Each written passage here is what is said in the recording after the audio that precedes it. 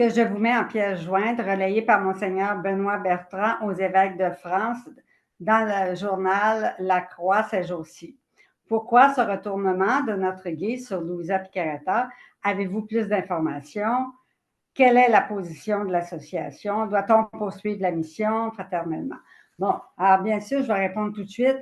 Oui, on continue la mission, puis on reste dans la paix, comme on l'a dit tantôt. Alors, bien sûr qu'on va lire cette lettre datée du 18.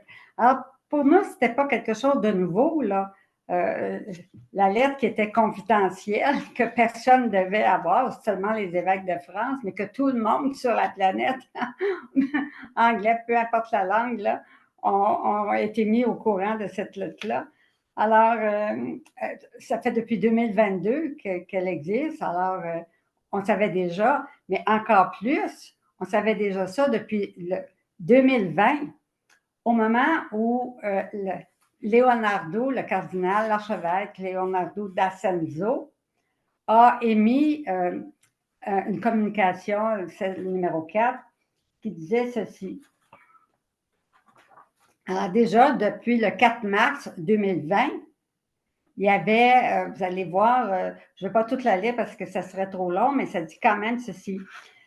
Grâce à l'activité de l'Association publique de fidèles, alors ça c'est la lettre, la communication de Monseigneur Leonardo d'Ascenzo, qui était l'archevêque de Trani, là où Louisa demeurait, qui, quand il est rentré en fonction, lui, en 2018, alors il a écrit cette lettre en mars 2020. Alors, grâce à l'activité de l'association publique de fidèles, Louisa Piccarreta, on sait qu'en Italie, elle a reçu l'approbation de l'Église, l'association de Carato.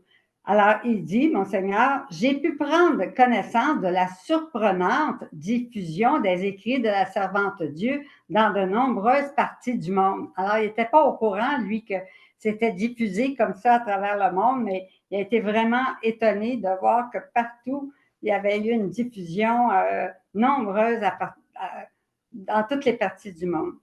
Des visites effectuées par les fidèles aux lieux importants de sa vie qui vont en pèlerinage à Corato et du solide réseau de groupes présents dans divers pays. Je suis absolument émerveillée. Donc, ce n'était pas négatif, là, il était émerveillé de voir ça par la ferveur de cette vaste communauté. Je vous encourage tous à poursuivre ce chemin riche et fructueux vers la sainteté. Donc, c'est loin d'être négatif.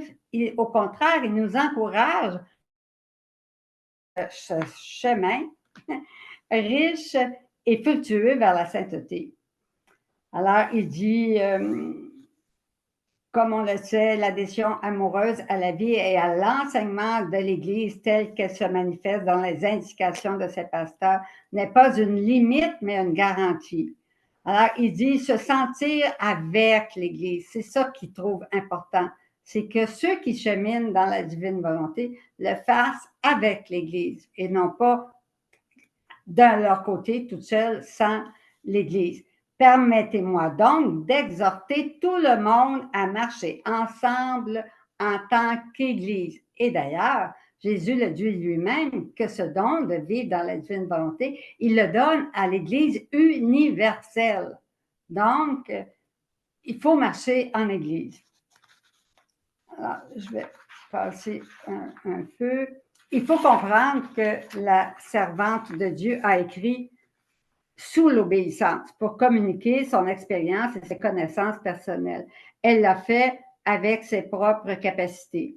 L'assistance de la grâce divine n'a nullement annulé la contribution, bien que limitée, on le comprendra, du travail de la créature. Louisa avait juste une première année, elle faisait des fautes d'orthographe.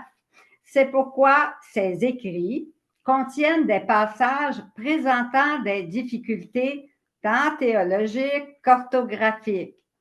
Certaines parties se réfèrent clairement à une compréhension liée à son époque, en Italie, à l'époque où elle a écrit. Et il serait donc incorrect de transposer ces affirmations de manière servile à notre époque sans créer d'ambiguïté et d'anachronisme. C'est ce qu'affirme Saint Hannibal avec le plein consentement de Louisa Picaretta lorsqu'il parle du travail indispensable de révision de ses écrits. Et ça, il l'a fait, ce que je vous lis là, le 23 février 1927. Déjà, Saint Hannibal disait que c'était indispensable qu'il y ait un travail de révision de ces écrits, en disant qu'il y a des points qui, aussi véridiques et sains qu'ils soient, donc pas des erreurs théologiques, là, quand on les regarde avec l'esprit et la simplicité, la prudence nous empêcherait encore de les publier. Donc, c'est Hannibal qui était le censeur de tous les écrits, de toutes les mystiques du diocèse de Trani-Corato où demeurait Louisa. Saint Hannibal n'était pas juste pour Louisa, il était pour toutes les mystiques. Tous les écrits de son diocèse, c'était lui qui était le censeur théologique des écrits. Donc, l'Église avait déjà confiance en son jugement de Saint Hannibal pour être capable de discerner si oui ou non il y avait des erreurs ou pas. La diffusion simpliste et aveugle des écrits de la servante de Dieu, surtout lorsqu'ils sont manipulés et traduits arbitrairement dans d'autres langages, a reçu l'approbation et le soutien de personnes, de communautés et de groupes qui n'ont pas fait l'effort de publier des textes accompagnés de l'introduction et de la mise en contexte nécessaire à de tels écrits mystiques, exposant ainsi les lecteurs, dans certains cas, à la possibilité d'interprétations subjectives. Puis ça, on le sait qu'il y en a eu des interprétations subjectives, puis il y en a encore. Au début, là, en Floride, il y avait un groupe qui disait, ben, la divine volonté, c'est plus que la communion. Donc, on n'a pas besoin d'aller à la messe, de recevoir la communion, tout ça. Et ce groupe-là s'est fait complètement bannir. Hein? Et ça leur a pris 10 ans. Ils ont reconnu leur faute et ça a pris 10 ans de fidèle repentance pour que ce groupe-là soit à nouveau appuyé par l'évêque du lieu. Alors, des interprétations subjectives, puis des fois des fausses, là, il s'en fait à travers le monde entier. Et ça, c'est un des sujets qui est problématique au sujet des écrits. Ce n'est pas les écrits eux-mêmes, mais c'est comment ils sont interprétés à travers le monde entier. Une équipe d'experts rassemblée par l'association Louisa Picaretta à Corato s'est attelée pendant près de 5 ans à la tâche ardue et complexe de transcrire avec soin les manuscrits originaux de ses cahiers et a livré un texte fidèle à l'original, comme le souhaitait le dicaster pour les causes des saints. Louisa écrivait, elle venait des Pouilles, donc elle avait un italien des Pouilles, de cette région-là. Donc, ils ont mis en italien courant tous les écrits de Louisa. Alors, ça leur a pris 5 ans pour faire cette tâche-là et remettre le texte fidèle là, à l'archevêque pour la cause de béatification. Mais il s'agit simplement d'un nouveau départ. En effet, la poursuite de la cause de béatification pour vérifier sa conduite de vie exemplaire et son exercice héroïque des vertus doit absolument tenir compte du fait que ces écrits présentent quelques ambiguïtés et éléments équivoques, bien qu'ils ne soient pas considérés comme des erreurs doctrinales. Donc, l'Église l'a souvent dit, puis ça a été vraiment la conclusion de l'Église, de tous les censeurs qui ont étudié à la loupe les écrits de Louisa Picaretta et qui les ont trouvés non obstare, c'est-à-dire aucun obstacle à la foi catholique. Donc, tout bon catholique peut lire ces écrits-là. Donc, il n'y a pas d'erreur doctrinale, ça l'Église déjà s'est prononcée là-dessus. Mais ces éléments requiert une grande attention. Donc, certains mots, certaines expressions, ça demande une plus grande réflexion. La Congrégation pour la doctrine de la foi a décidé que le message contenu dans ces écrits ne peut être présenté dans l'Église aujourd'hui sans une évaluation plus approfondie. Et il dit, Monseigneur Lorenzo D'Ascenzo, il dit « Ce qui prendra beaucoup de temps en raison de l'ampleur des thèmes abordés et de la quantité de textes à examiner. » Donc, ce n'est pas nécessairement pour demain qu'il nous a dit, ça c'était en 2020. Je demande à tous de soutenir cette enquête par la prière. Donc, prions pour les gens qui s'occupent de la cause de béatification. À tous les jours, faisons la prière de béatification pour Louisa Picaretta. C'est Monseigneur Cassati, celui qui a ouvert la cause de béatification, qui lui-même a écrit la prière de béatification pour Louisa qu'on retrouve, qu'on dit à la fin de chaque cénacle. Alors, dites-la régulièrement tous les jours, puis priez pour que le Seigneur puisse obtenir des grâces pour que ça aille plus vite. En offrant toutes les ressources matérielles disponibles. Face à cette nouvelle situation, en lisant ces écrits, nous devrions tous nous sentir encouragés à prêter une plus grande attention, dans une plus grande fidélité à l'enseignement de l'Église. Donc, il faut rester fidèle à l'Église et non pas contre l'Église. Parler contre l'Église, parler contre le pape. Non. Ça nuit au procès de béatification de Louisa. Ça va se faire en Église, avec l'Église. Et surtout dans la conscience que la divine volonté, c'est l'appel miséricordieux du Père céleste adressé à la libre volonté des hommes et des femmes de notre temps, et jamais une menace à lancer contre le monde corrompu par le péché. Dans certains cénacles, ils en profitent pendant que tout le monde est là, au nom des écrits de Louisa Picaretta, pour passer à tout le monde des feuilles sur lesquelles sont des prophéties de personnes qui ne sont pas reconnues par l'Église. Donc, peut-être des faux prophètes, des fausses prophéties, et c'est donné à tout le monde qui vient pour entendre parler de la divine volonté. Cela ne doit jamais se faire. Dans un cénacle, on a les écrits de Louisa Picaretta, point à la ligne. Sinon, on rend les gens confus et on met du désordre dans les consciences. Alors, restons en ordre dans les écrits de Louisa Picaretta.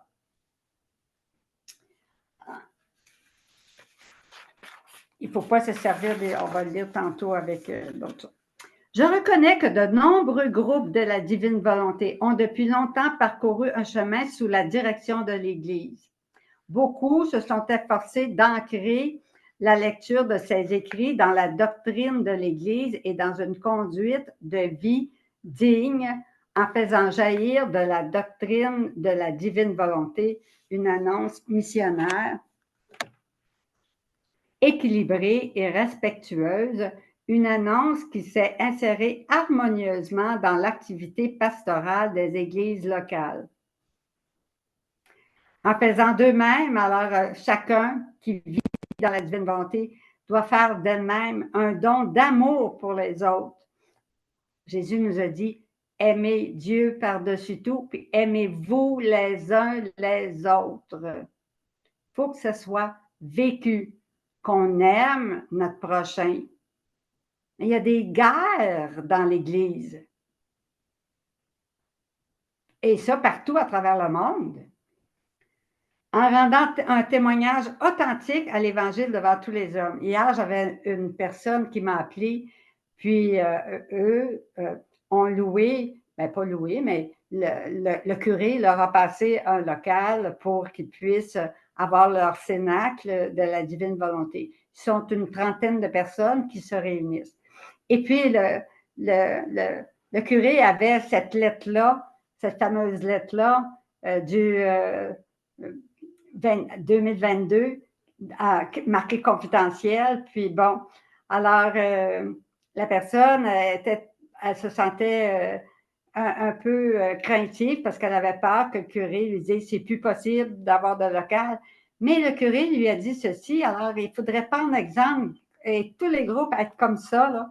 Alors, elle dit non, je vous connais très bien Et puis, je sais que vous êtes des personnes qui prenez votre conversion au sérieux, que vous êtes sérieux pour suivre le Seigneur, puis suivre sa divine volonté. Alors, je vous laisse le local pour que vous puissiez continuer à avoir les rencontres de Cénacle sur la divine volonté. Ça, c'est un beau, beau, beau témoignage. Hein? La grâce de Dieu est là, puis a éclairé ce curé-là qui a vu dans ces personnes-là un exemple de vie dans la divine volonté. Il faudrait que ça soit comme ça dans tous les cénacles, que notre exemple de vie, ce qu'on dit, ce qu'on fait, soit vraiment des actes de sainteté. Alors, il continue en disant, en même temps, je souhaite adresser une invitation sincère aux responsables, toujours plus visible en vue de l'unité avec les sœurs et frères des autres groupes, afin de former un lien d'unité. Alors, ça aussi, il existe des groupes là, qui font la guerre à la divine volonté, puis des gens de la divine volonté qui font pas la guerre aux autres, mais qui...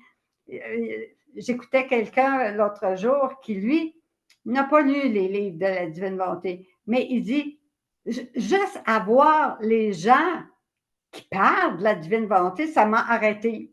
Parce qu'ils sont remplis d'un orgueil incroyable. Ah, la divine volonté, c'est par-dessus tout, toutes les dévotions, puis bien, ceux qui vivent dans la divine volonté, c'est le summum, puis là, ils entendaient juste les gens dire comment est-ce qu'ils étaient remplis, comme si tout le monde était rendu au 4e degré dans une vie continuelle dans la divine volonté, alors qu'on est bien dans nos premiers pas là, de vie dans la divine volonté et on doit acquérir une humilité complète, rentrer dans notre néant. Alors souvent, ce qu'on dit sur la divine volonté, mais si c'est mal dit, bien, ça peut arrêter des gens de vouloir lire les livres comme ça. Donc, il faut faire attention à ce qu'on dit et à ce qu'on fait. Alors, des groupes qui s'ignorent souvent ou se discréditent les uns les autres. Alors, ça ne doit pas exister, ça. Le groupe des charismatiques, le groupe de là, puis le groupe... Non. On est tous en Église, puis c'est tout le monde qui doit profiter de ce don de vivre dans la divine volonté. Donc, on est frères et sœurs dans l'Église catholique, puis on travaille ensemble. Alors, il dit, j'espère que cet appel rencontrera des cœurs ouverts à la réalité et s'il est vraiment accepté, le don nous ouvre au désir de partager un chemin commun qui n'est pas sans difficulté. Là, on le voit aujourd'hui, il y a des difficultés. Mais c'est précisément dans ce partage que nous trouverons un courage et une persévérance renouvelés en vous accompagnant dans la prière. Je bénis, salue tout le monde. Et ça a été fait le 4 mars, en la fête de la mort de Louisa Piccarreta, alors en 2020. Alors déjà, en 2020, le Vatican avait des restrictions à cause de certaines ambiguïtés qui demandaient une étude plus poussée. Donc, ce n'est pas nouveau d'aujourd'hui, là. Ce n'est pas nouveau même de 2002. C'était déjà là en 2020. Alors, on va regarder ensemble la lettre confidentielle, qui n'est plus confidentielle, et qui a été envoyée à tous les évêques de France là, au début du mois de mai 2022. Alors, Excellence, pour faire suite à votre lettre du 1er dernier, alors c'est bien le préfet Marcello, le cardinal Semeraro, qui écrit cette lettre-là, qui est, lui, préfet de la Congrégation pour la cause des saints, qui supervise le procès de béatification et de canonisation. Il a été nommé en 2020. Alors, on sait que ce cardinal-là était plutôt un cardinal progressiste, moderniste. Là. Alors, et en 2020, il a été nommé. C'est la même année qu'il y a eu la communication de l'archevêque Lorenzo. Pour faire suite à votre lettre du 1er avril dernier relative aux écrits de Louisa Piccarreta, j'ai le devoir de vous informer qu'après un examen détaillé et approfondi de ceux-ci, ce dicastère, sans préjuger de la conduite exemplaire de la vie et de l'exercice des vertus de la servante de Dieu, alors ils ne mettent jamais en doute la sainteté de Louisa, là, a conclu qu'il n'était pas possible de concéder le nihil obstat pour la poursuite de la cause de béatification et de canonisation. La cause est donc actuellement en suspens. C'est pas marqué la cause est arrêtée, là. Absolument pas. Elle était actuellement en suspens, en pause.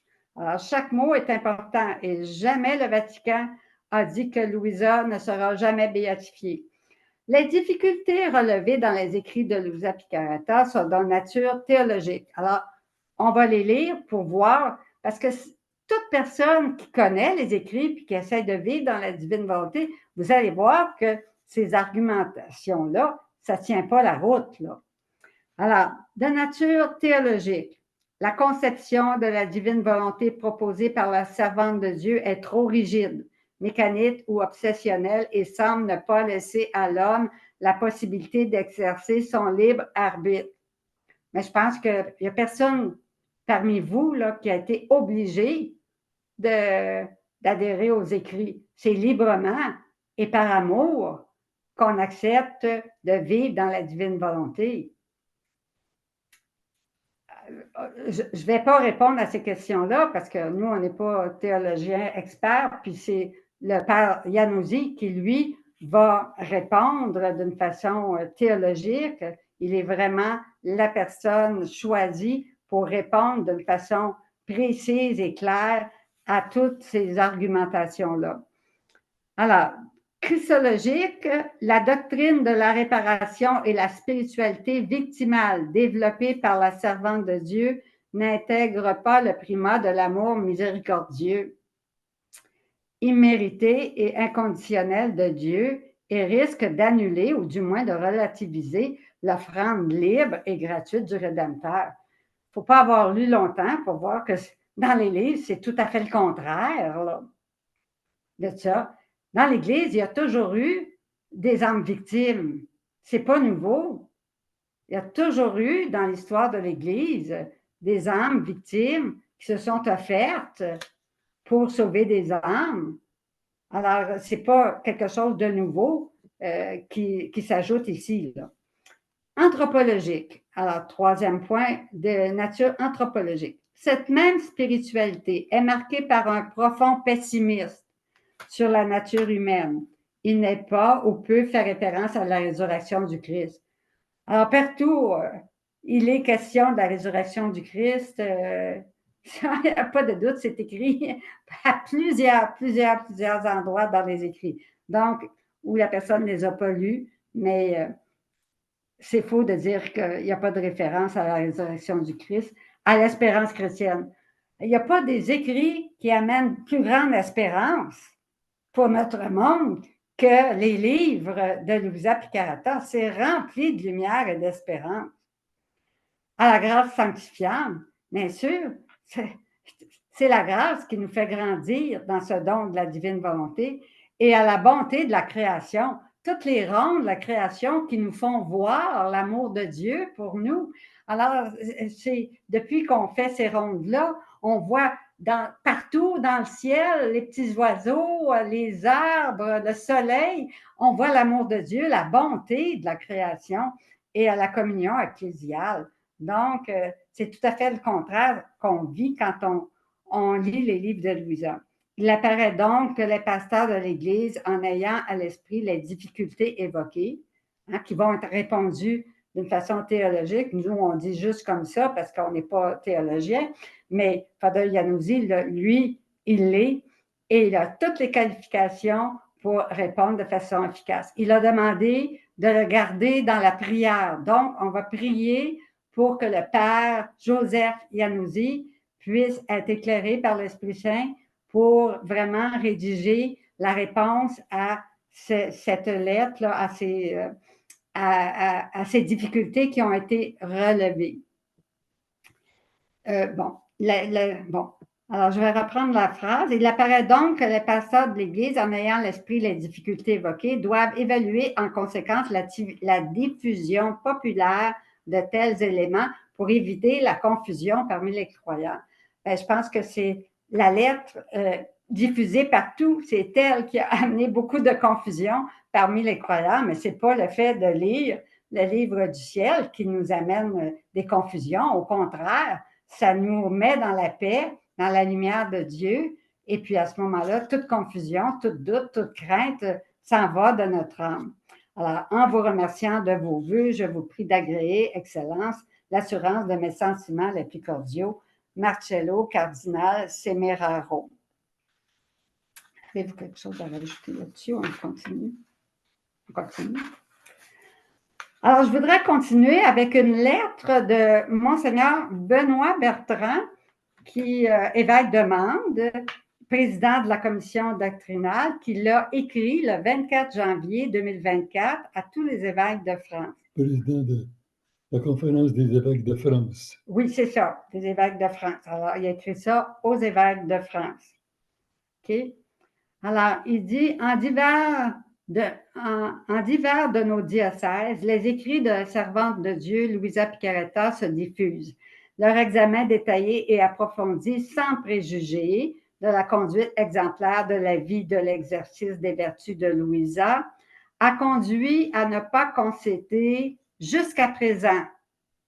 Alors, le mot jusqu'à présent, là, ne pas concéder jusqu'à présent. Ça ne veut pas dire qu'il ne concédera jamais, là.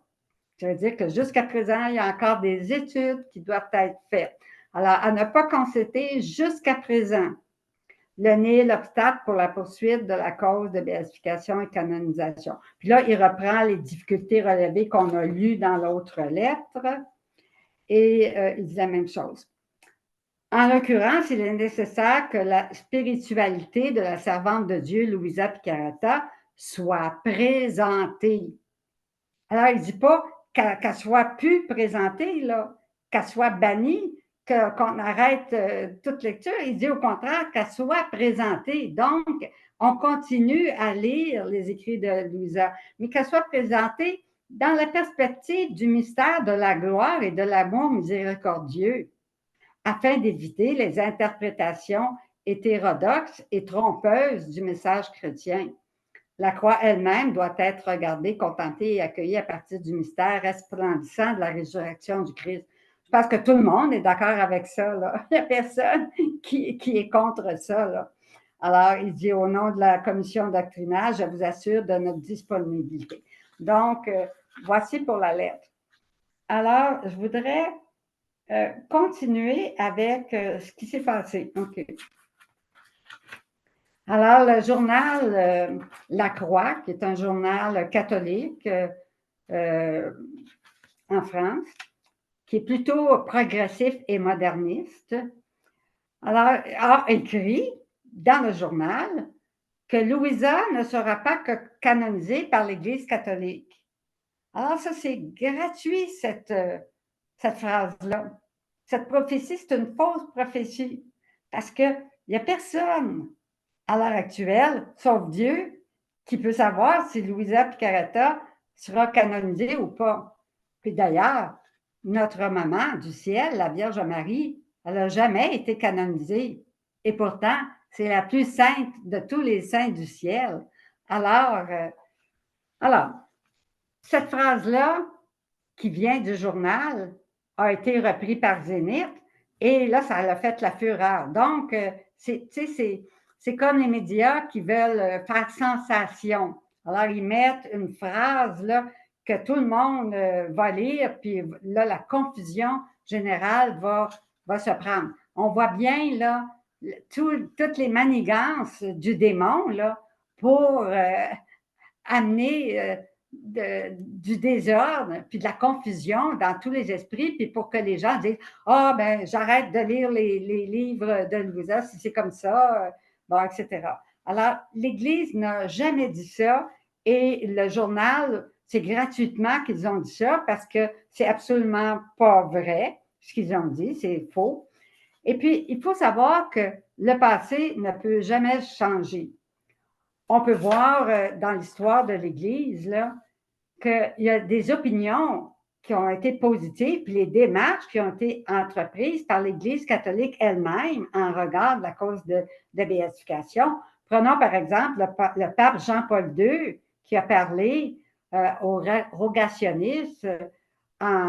C'était au moment du 100e anniversaire de fondation des rogationnismes que Jean-Paul a dit qu'il s'en venait une nouvelle et divine sainteté dont le Saint-Esprit désire enrichir tous les chrétiens à l'aube du 3e millénaire. Et c'est à lui que le cardinal Joseph Ratzinger a demandé à Jean-Paul II pour ouvrir le procès de béatification et Jean-Paul II a accepté d'ouvrir le procès de béatification. Donc, le cardinal Joseph Ratzinger, qui était alors préfet de la congrégation pour la doctrine de la foi, bien, il a autorisé la photocopie des écrits, comme on a dit tantôt, en 1996, puis il a signé le document permettant l'ouverture de la cause de Louisa après que ces écrits aient reçu le nom obstare, aucun obstacle, et ça a été donné à tous les écrits de Louisa, ce nom obstare, le 28 mars 1994. Fait qu'on ne peut pas dire là, que ça tient la route, ça, là, ce que dit le journal. Au contraire, l'Église, les papes, tout le monde, Hannibal a été canonisé en 2004 par Jean-Paul II. Alors, on peut dire que l'Église elle-même s'est investie d'une façon directe dans le procès de béatification, puis dans les écrits de Louisa pour donner le non obstare et qu'il n'y a absolument rien contre la foi catholique et que tout bon catholique peut lire les écrits de Louisa. Alors, en 1997, à l'occasion du 50e anniversaire de la mort de Louisa, Louisa, elle a reçu le titre de servante de Dieu. Mais une fois que ce titre-là lui a été donné, on ne peut plus dire non, on revient en arrière puis elle n'est plus servante de Dieu. Non, ce qui a été fait, puis le passé ne peut pas changer. Ce qui a été dit par l'Église demeure dit par l'Église. Ça, c'est important que vous sachiez ça. Alors, tout ce qui a été fait par Saint Jean-Paul II, par le cardinal Joseph Ratzinger, devenu ensuite le pape Benoît XVI, la biographie officielle de Louisa Piccarreta, hein, The Son of My Will, bien, on sait même que c'est la préface, hein, c'est Monseigneur, attendez, je vais vous donner son nom, qui a fait la préface, José Savaria Martin. Alors, le cardinal Martin, qui lui-même a préfacé en 2014, le 23 avril, la journée de la naissance de Louisa, il a fait la préface de la biographie officielle de l'Église, hein, qui a été éditée à la librairie du Vatican. Alors, ce n'est pas n'importe quoi, là. Ça vient du Vatican et ça a été traduit en anglais, en espagnol, en italien, en anglais, en espagnol. Puis, dernièrement, j'ai vu une autre langue, la photo d'un 4e livre, mais je ne pourrais pas vous dire quelle autre langue là, que ça a été traduit. Alors, ça, c'est vraiment officiel. Ça ne peut pas changer, là. Alors, bon. Saint Hannibal, Maria de Francia, qui est censeur des écrits de Louisa pendant 17 ans. Puis ça a été le premier à publier les écrits de Louisa. Puis il a accordé le nil obstacle des 19 premiers volumes. Pourquoi juste des 19 premiers volumes? Ben, c'est parce qu'à cette époque-là, il y avait 19 volumes d'écrits. Hein? On est en 1927, 1926. Alors, il y avait 19 premiers volumes de disponibles à ce moment-là et ont reçu l'imprimatur de l'archevêque Joseph Léo. Mais par la suite, avant l'ouverture du procès de béatification, il y a eu 2 censeurs théologiques qui ont révisé tous les écrits et les deux, séparément, sans même se consulter, ont déclaré qu'il n'y avait rien contre la foi catholique. Donc, à la suite de ce qu'on dit, ces deux censeurs-là, la cause de béatification en 1994 de Louisa Piccarreta a pu être ouverte. Alors, Saint Pédis, qui est un autre qui s'est impliqué, un pape, un saint pape de l'Église, c'est lui qui a permis la célébration de la messe quotidienne dans la chambre de Louisa, ce qui est très, très rare à l'époque. Puis il exhortait Saint Hibert. Saint Hibert allait voir Saint Pédis à tous les livres qui sortaient ou qui étaient pour être édités. Il en faisait part à Saint Pédis pour avoir l'opinion. Et quand Saint Hannibal a amené les 24 heures de la Passion, puis les a lus à Saint Pédis, il dit, mon fils, c'est à genoux qu'il faut lire ces écrits. Et c'est Jésus lui-même qui nous parle. Alors, il était vraiment en faveur de Louisa lui-même. Alors, le père Joseph Iannuzzi, qui a écrit sa thèse de doctorat, qui est sortie en 2012, qui a passé 10 ans à sa thèse sur Louisa Piccarreta, et sa thèse qui a été reconnue. Il a reçu le titre de docteur en théologie sacrée et mystique. Puis sa thèse de doctorat a reçu l'approbation ecclésiastique de l'Université pontificale de Rome, autorisée par le Saint-Siège. On ne peut pas avoir plus catholique que tout ce que je viens de vous dire, là. Alors, tout ce que je viens de vous dire, ça demeure vrai. Il n'y a rien de changé à ce point de vue-là.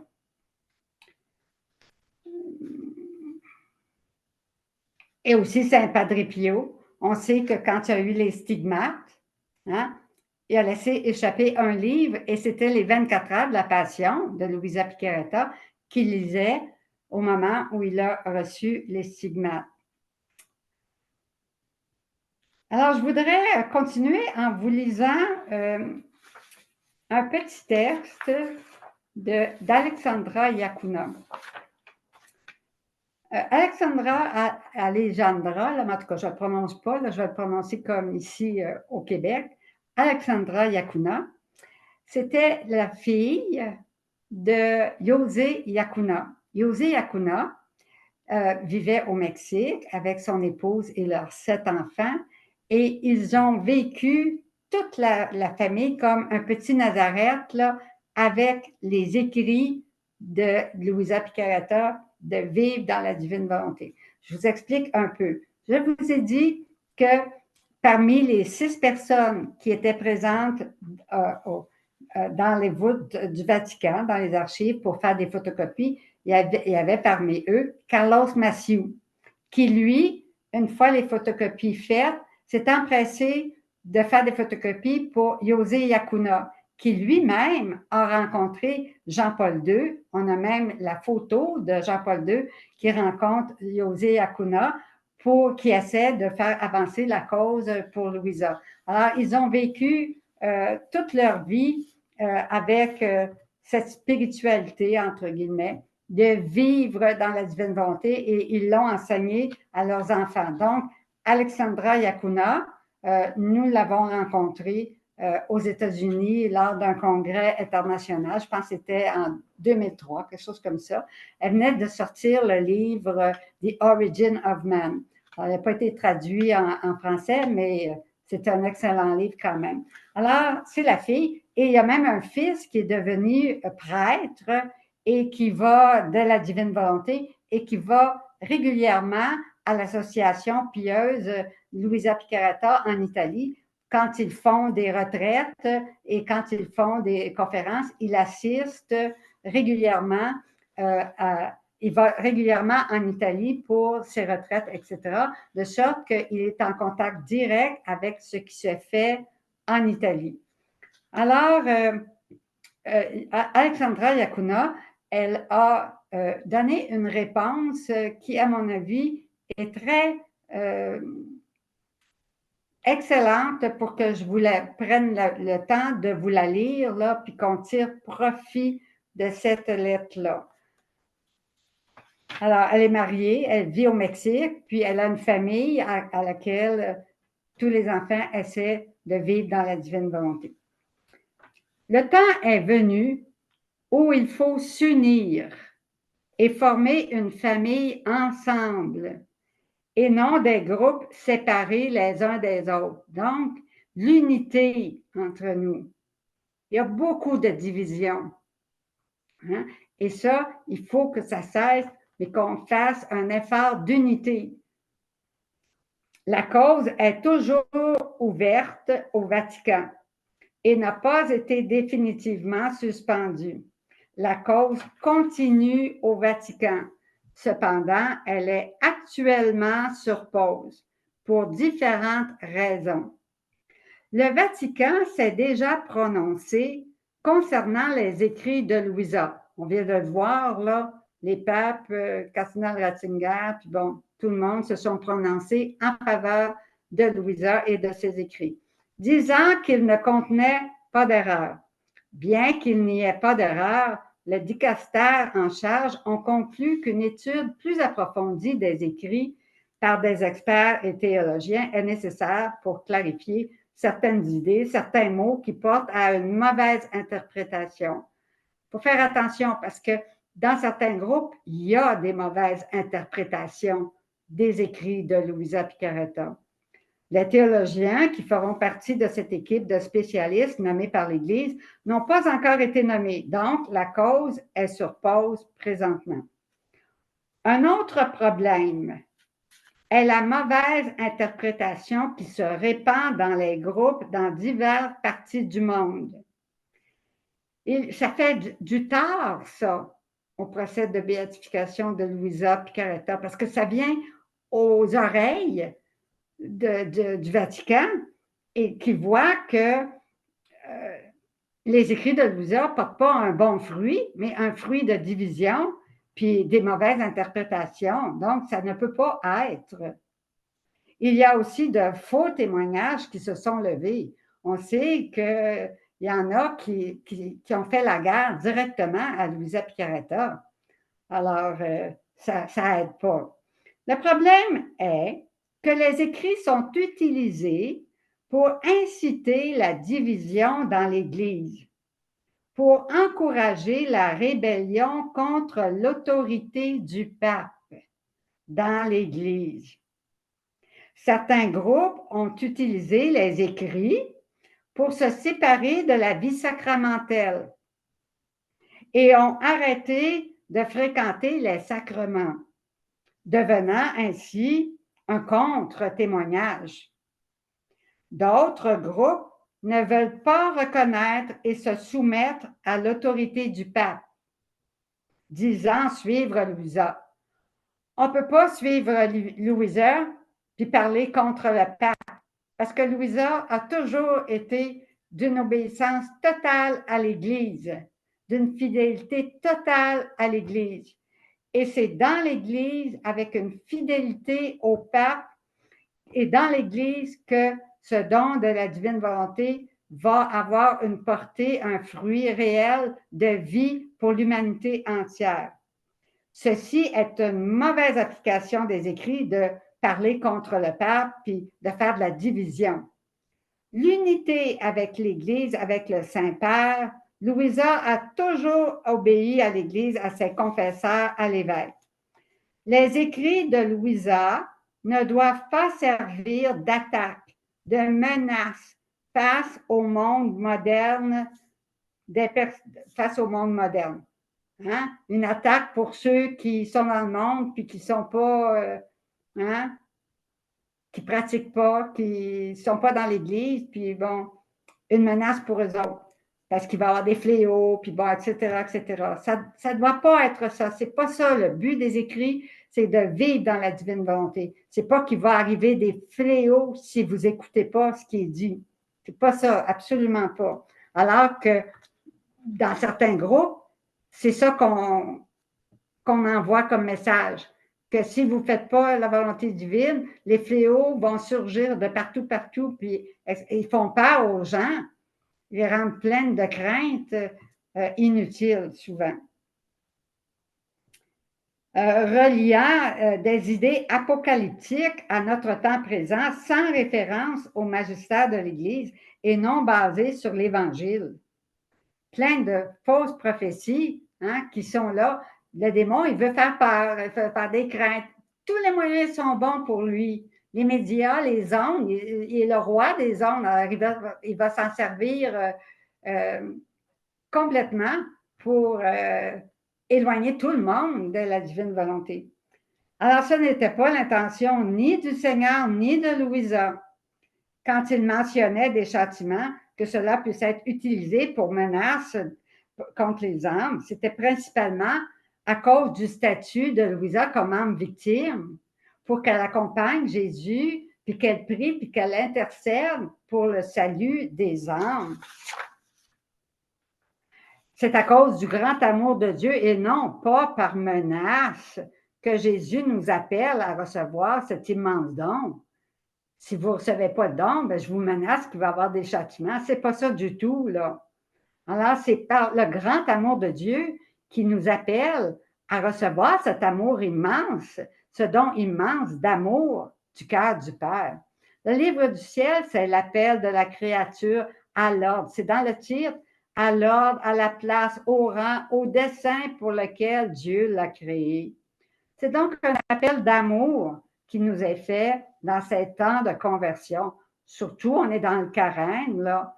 Donc, il faut voir si on n'a pas certaines de ces attitudes-là pour corriger notre attitude, pour être vraiment dans la ligne droite de l'obéissance à l'Église en communion avec les groupes, en communion avec nos frères et sœurs, pour se sanctifier de la manière la plus sublime et la plus élevée en Jésus. Les écrits doivent être présentés comme un appel d'amour, en étant toujours attentifs à observer les enseignements de l'Église. Louisa est notre modèle, elle qui a vécu dans l'obéissance la plus totale à l'Église et au pape, fréquentant les sacrements et mettant l'emphase sur le thème principal qui est la volonté de Dieu et non les châtiments. Nous devons regarder cet appel à plus nous purifier, plus intensément. Si nous voulons vraiment vivre dans la divine volonté et avoir une meilleure interprétation des écrits, nous devons interpréter les écrits à la lumière du magistère. Ne donnez pas des interprétations qui amènent de la confusion et de la rébellion contre l'Église et parmi les groupes. Soyez pas de ceux-là, là. Alors, si vous avez eu un écart, c'est l'heure de se remettre dans le droit chemin. Nous devons faire unité.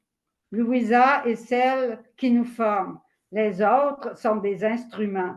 Ne pas croire qu'on est correct, nous autres, puis que toutes les autres ont tort, là.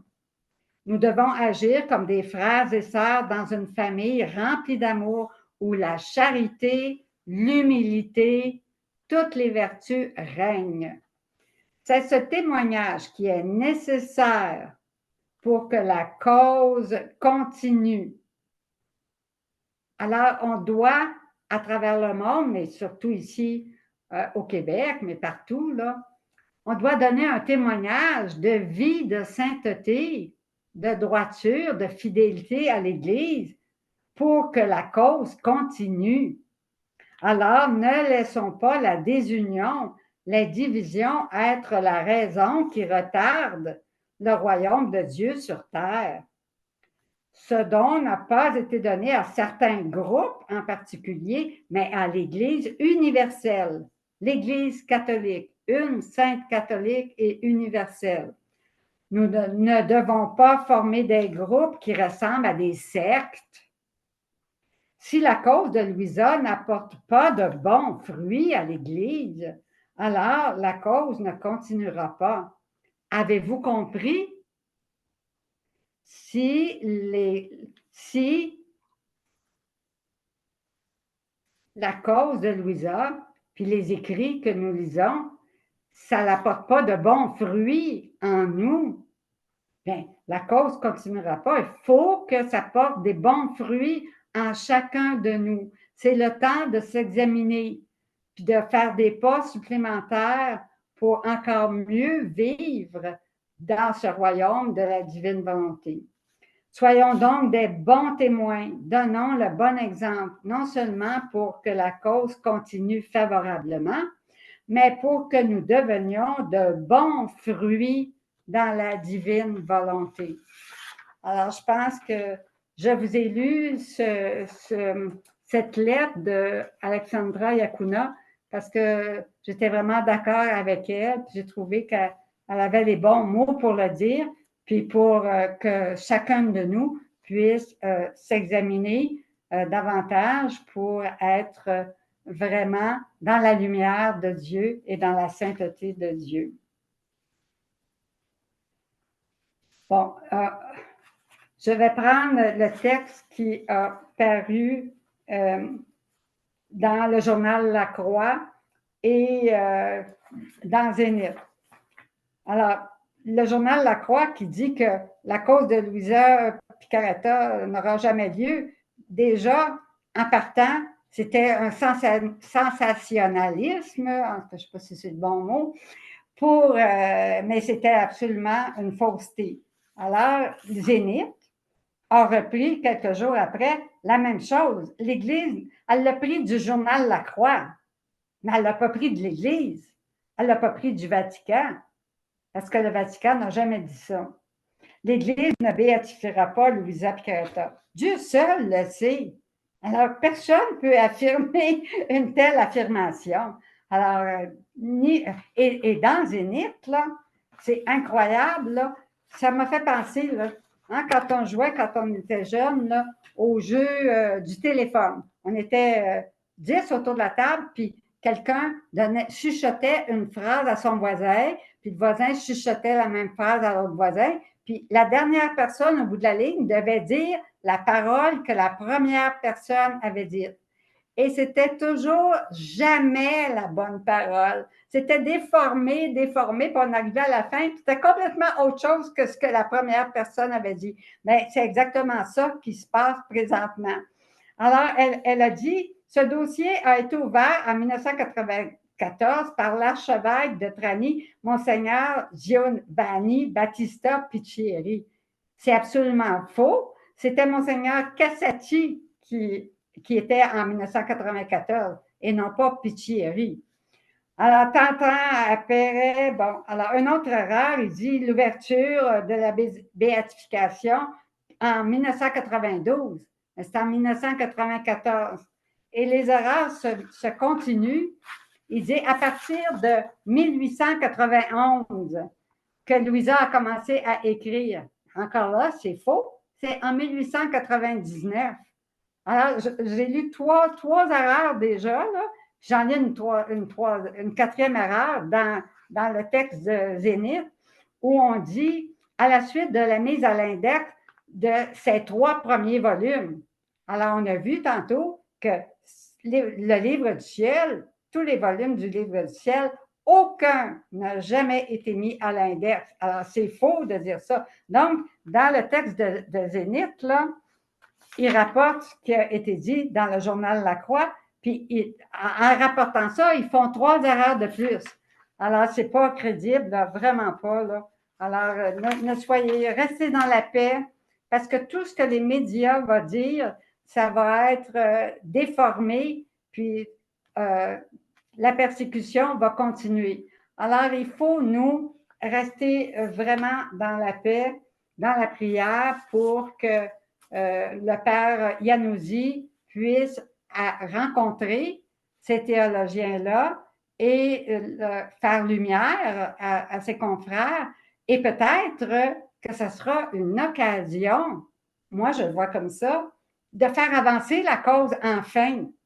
Alors, de mettre en lumière les ambiguïtés que depuis 2020 que l'évêque dit qu'il a, mais que ce soit l'occasion de les régler et ensuite que la cause de béatification de Louisa aille de l'avant encore plus rapidement. Donc, peut-être que ça va être très favorable pour la cause de Louisa, là, ce qui arrive présentement, avec la démarche que va faire le père Iannuzzi face à ces théologiens-là. Alors, en ce qui concerne votre vie de la divine volonté, si l'évêque de votre lieu vous dit que vous ne pouvez plus avoir de local pour faire vos réunions, il faut obéir à l'évêque. Alors, vous n'allez plus dans le local pour faire vos réunions. Mais il n'y a aucun évêque qui peut vous empêcher chez vous de faire une réunion de prière pour lire les écrits de Louisa et puis de mettre ça en pratique dans votre vie. Alors, ça, vous pouvez le faire. Vous obéissez à l'Église, vous n'allez pas aller dans le local, mais chez vous, ce que vous faites, la lecture, les prières que vous faites, ça, c'est la liberté de chaque chrétien. Et l'évêque ne peut pas intervenir à ce niveau-là. Donc, continuez comme vous faites. C'est un test pour nous, hein? Adam a eu un test, ben nous autres aussi, on a un test à passer. Alors, allons-nous être fidèles à l'Église, fidèles à Louisa Piccarreta, à vouloir vivre dans la divine volonté, ou si on va tout laisser tomber? Alors, ça fait partie du test pour raffermir notre foi et notre désir de vivre pleinement dans la divine volonté. Voulez-vous rajouter quelque chose? Vous avez à peu près tout dit. Mais c'est vrai que, regardez, si la divine volonté était quelque chose de faux, Satan l'encouragerait.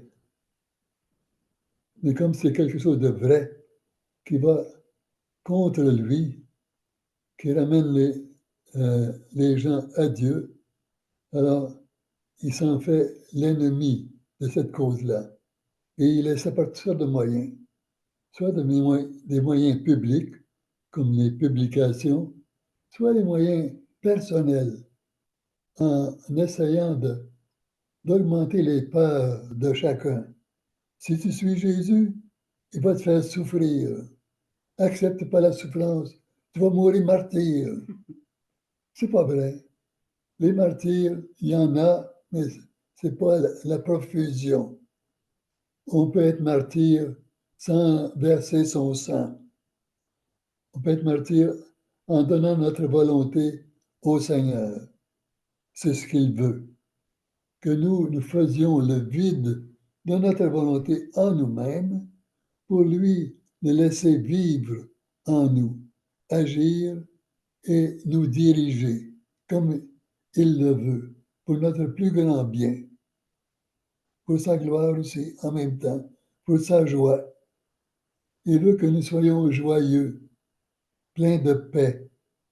Alors, disons oui à Jésus en tout et continuons à lire les livres, parce que plus on lit, plus on découvre des choses sur lesquelles on n'avait pas assez vite, ça semblait clair, et là, ça devient une révélation. Il y a toutes sortes de choses de richesse dans ces livres. Avant de terminer, je voudrais vous dire que ce petit feuillet qui est disponible à l'association, il a été fait par des bénévoles qui ont mis dans ce livret-là, en résumé, de ce que je vous ai dit durant cette conférence-là au sujet de Jean-Paul II, au sujet du cardinal Ratzinger, de Joseph Iannuzzi, tout ça. Alors, ce livret-là, il est gratuit. Alors, c'est excellent pour vous, là, pour avoir une preuve de ce que l'Église dit. Alors, là-dedans, vous pouvez vous fier. Si vous ne vous souvenez pas de tout ce qui a été dit, mais c'est écrit là-dedans. Alors, je vous invite à vous procurer ce petit livret-là. Il est gratuit. Alors, diffusez-le partout dans votre paroisse, dans vos amis, etc., parce qu'il va aider à comprendre puis à dire les bonnes choses sur le procès de béatification et non pas croire tout ce qui se dit dans les médias, les fausses déclarations, etc., puis tout ça. Alors, il est gratuit. Vous avez juste à appeler à l'association ou à France Vincent, les numéros sont dedans, pour vous procurer ce petit livret. Alors, La prochaine réunion va être... Oui, la prochaine réunion, c'est le jeudi saint, alors le 28 mars prochain. Et puis, qu'est-ce qu'il y a d'autre? Pouvez-vous nous bénir? Oui, je vais demander à tous les prêtres qui sont présents de bénir et vous-même, bénissez chaque jour. Parce qu'à chaque fois que vous bénissez, vous ajoutez une richesse à votre spiritualité personnelle. Parce que là, vous coopérez à ce que veut Jésus, à ce qu'il fait. Lui, il nous bénit continuellement. Parce que ses actes sont continuels. Puis il ne fait pas de mauvais actes, jamais. Ni des actes qui sont neutres, sont toujours divins. Alors nous aussi, en bénissant, nous ajoutons de la divinité sur la terre et une préparation pour la venue du royaume de Dieu dans le monde. Alors j'invite tous les prêtres à venir avec moi. Père très saint, tu as voulu nous envoyer ton Fils. Nous l'avons fait souffrir, mais il a été d'accord. Il a souffert infiniment, plus que tous nos péchés réunis ensemble, pour montrer son amour et combien il est divin.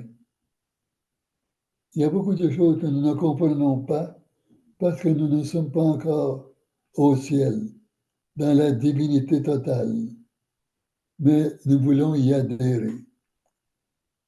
Et moi, comme prêtre, en union avec tous les autres prêtres, nous vous bénissons, c'est-à-dire nous demandons que Dieu vous prenne dans ses mains, dans ses bras, personnellement, qu'il vous aime continuellement, que vous en aperceviez, pour que vous aussi vous puissiez répandre cet amour.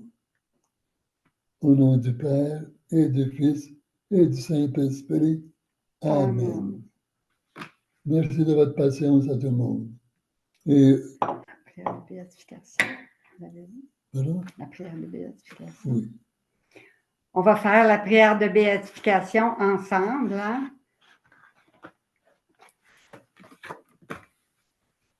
Ô bienheureuse Trinité, notre Seigneur Jésus-Christ nous a enseigné que lorsque nous prions, nous devons demander que le nom de notre Père du ciel soit glorifié, que sa volonté soit faite sur la terre comme au ciel, et que son règne vienne parmi nous, dans notre grand désir de faire connaître son royaume d'amour, de justice et de paix.